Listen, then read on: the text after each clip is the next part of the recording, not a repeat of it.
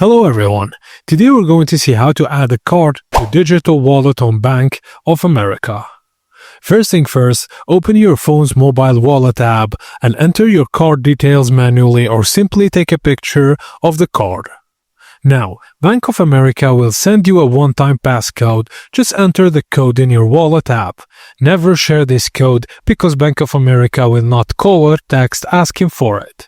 Now, once you get the confirmation that your card is active, you can start paying with your mobile wallet. Just each purchase uses a unique one-time account number, and your actual card number is even and never shared with merchants. Also, your payment info stays private and secure.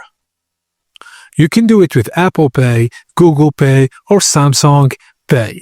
And that's it, guys. As simple as that. Thank you for watching, and please don't forget to like and subscribe for more.